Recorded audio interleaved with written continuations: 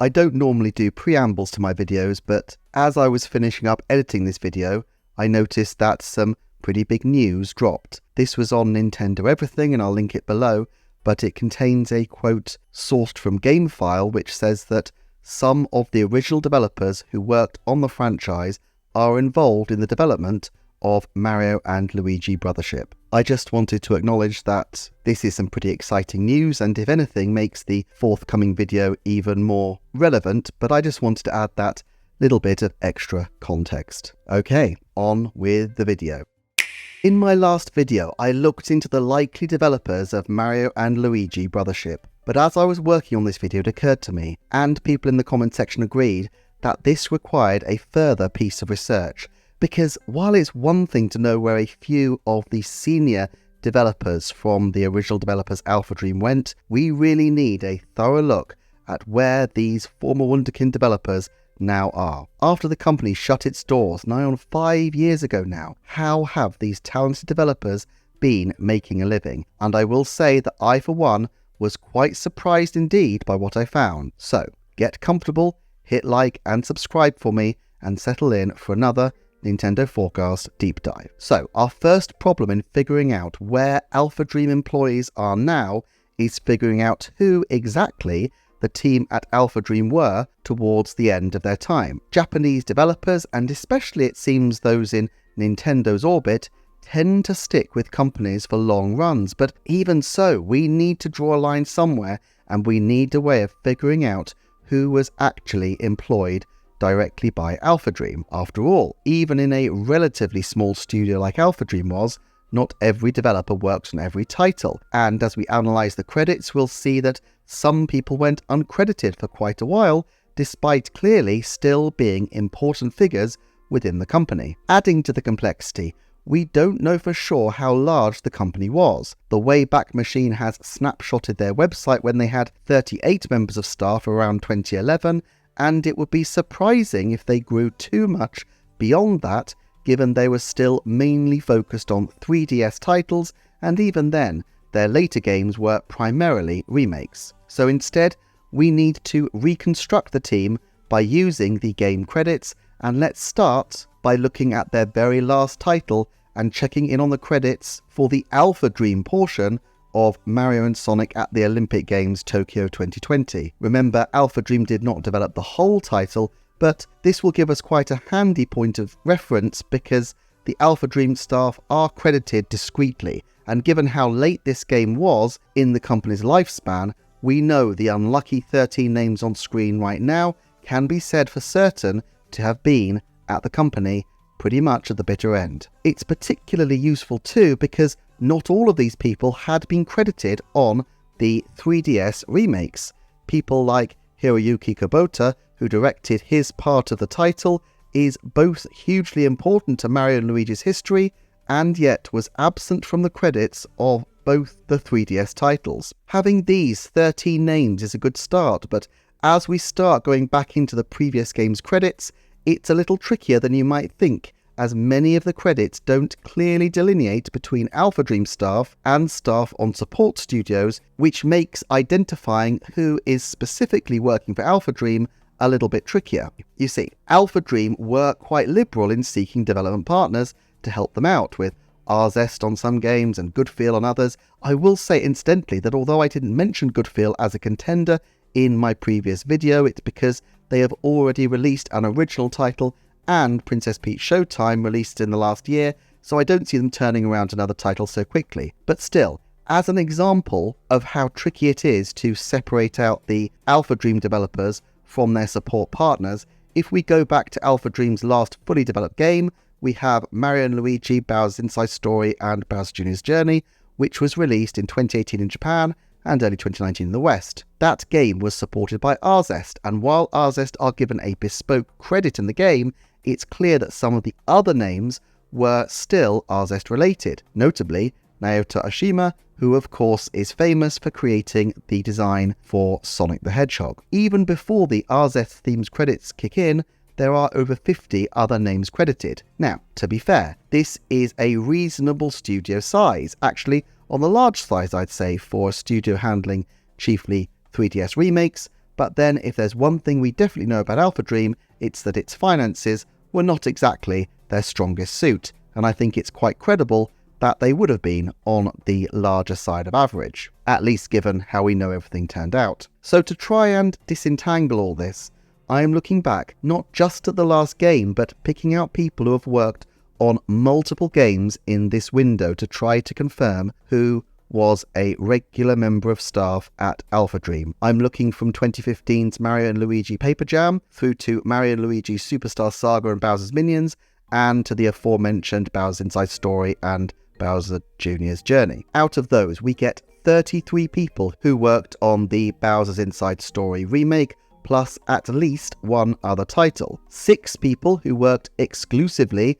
on the Olympics titles, and 3 who worked on Paper Jam and Superstars plus Bowser's Minions, but not any later games. Finally, there are 20 credits which are exclusive to Bowser's Inside Story and Bowser Jr.'s Journey, and does include a number of people who appear to be freelancers, notably artists, with people credited more recently on animation at Bandai Namco, Marvelous, Sega, Capcom, Square Enix, and more studios. Still, I will include these in the totals as it does give a snapshot and is a very interesting point of comparison for some of the other names on this list. The list on screen shows the names I identified. Now, obviously this is not a perfect list, and it's worth reflecting on the limits of my methodology before we go further to find out where these people are now. For one thing, while I am hugely indebted to resources such as Moby Games, the Nintendo Wiki, and the Internet Movie Database,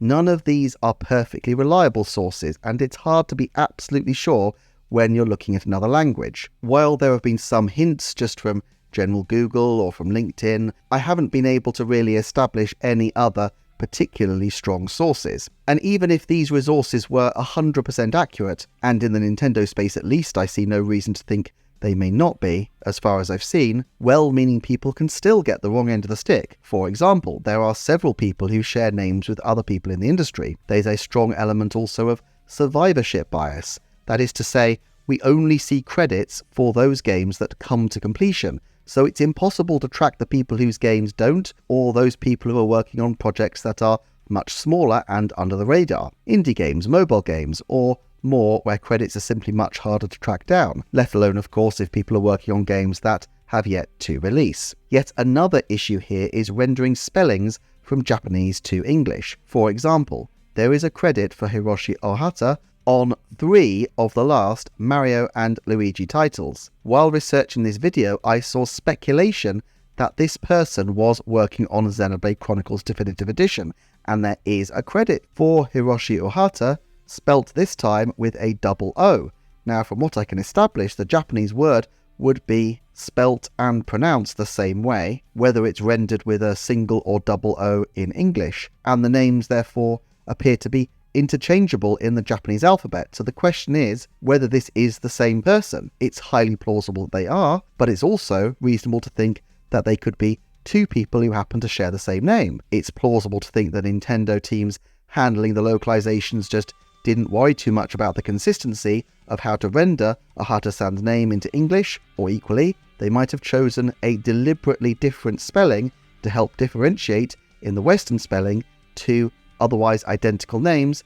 in which case the Xenoblade Chronicles Definitive Edition Ohata and the AlphaDream Ohata may be completely different people. All this is just one example of where there is a lot of potential ambiguity. Also, I haven't looked into anybody whose only credit is Superstars and Bowser's Minions, and I haven't gone back further into AlphaDream's history, and yet we know sometimes, for whatever reason, developers can be working for years without apparently being credited, or at least not in a way that I can readily trace. However, this gives a list of 59, actually 58, as while recording this I've spotted one name that I've accidentally duplicated. These are people who either worked on the last 2 games or who were on multiple titles, and it probably represents a pretty good stab at the makeup of the studio at the time that they became defunct. So let's look at the destinations of all these people. Contrary to the popular assertion that many ended up at Monolith Soft, something I thought myself, there appear, as far as I can see,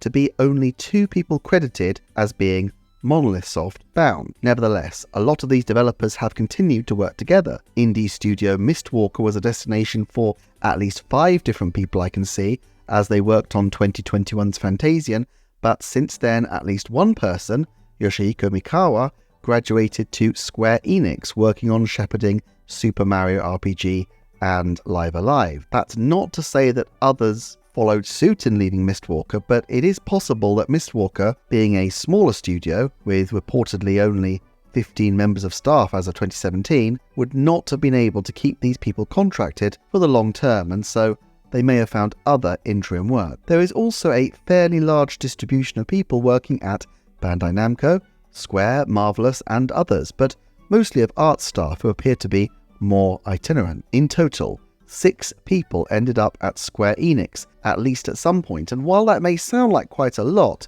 given the huge size of the RPG giant in Japan, I'm not sure it's all that statistically significant. It's also fair to say that there are 24 people where I currently cannot identify any further credit after their AlphaDream work, and there are a couple of people who have animation film credits rather than anything more in the gaming space. And yet, there is one very obvious takeaway from a look at this list. 11 different people, nearly a fifth of the staff on this list, ended up working at ILCA, with a number of them working on Pokemon Brilliant Diamond and Shining Pearl. There were also a couple of people working on Pokemon Sleep, which had a number of different developers, but we know that ILCA did some work supporting on that. So this likely brings the number of ILCA staff from AlphaDream to 13. From a forecasting standpoint, this doesn't drastically change my judgments from before, but I'm going to add that I think of this list of 58, there is a 90% chance that at least 5 of these names return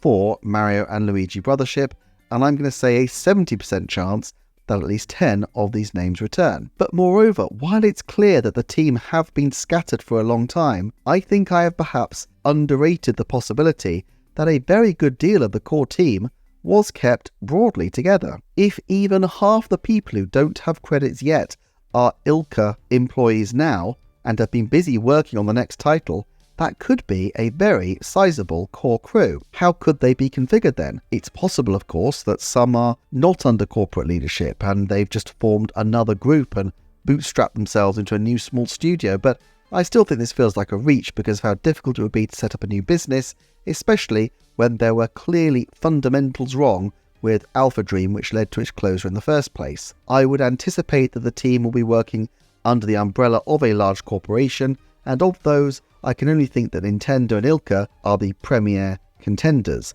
with just an outside shout for Square Enix or Bandai Namco. I've seen plenty of people commenting to the effect that I understated in my previous video the chances of the team becoming internal developers at Nintendo, and actually there is some plausibility to that option. Let's just explore that for a second. Nintendo's employee count in 2020 was 256 people higher than in 2019, and they put a further 374 employees on in 2021. Research into exactly where Nintendo's employee growth is coming from might be an interesting future area for research if there's any evidence I can find, but it's outside the scope of this video. However, I will note that, at the time, this was the largest number of new staff added to the company for as far back as I can find, although since then 2023 has seen Nintendo expanding even more rapidly. Now, there are many complicating factors in this period which would have caused them to need more staff, from needing extra people to cope with the troubles of COVID, to a changing political, social and legislative environment, with a greater focus on promoting family life needed to try and stem off Japan's imminent demographic issues. Nintendo is having huge success, but I wouldn't necessarily put the company's employee growth purely at the feet of it being successful, when there are other considerations too. After all, just as Nintendo didn't seek to lay off staff to any great extent when it was struggling, I think they would be very cautious about taking on too many people just because they are currently experiencing success, given that they know how unreliable and fickle the video game industry can be. Still, the point is that AlphaDream's few dozen staff could easily be absorbed into this number without anyone really noticing, and this would be a far cheaper acquisition than one like Next Level Games or Shiver. Indeed, we know that Nintendo's reluctance to buy studios has often been that you can end up buying the chairs and photocopiers, but if all the people leave, then the acquisition is a bit of a Pyrrhic victory. In this case, having some staff at Monolith Soft might simply reflect the most optimal distribution of the talent, and given Nintendo often sits on games for a long time, or else can let its devs stay on deep development work for long periods, this could explain the missing credits. Just because some staff are at Monolith Soft and others are in, say, EPD, it doesn't actually mean that they can't work together on the same property ultimately, as Monolith Soft are constantly supporting development of core Nintendo titles, and there is often a strong overlap. It also might simply have been financially a better move to ameliorate the costs of a large hiring spree by distributing them across their core studios. Still, there's no doubting that in 5 years you might expect at least some of these people to have received credits, even if only in the special thanks column, on other Nintendo games. And so if there was ever a company that was primed to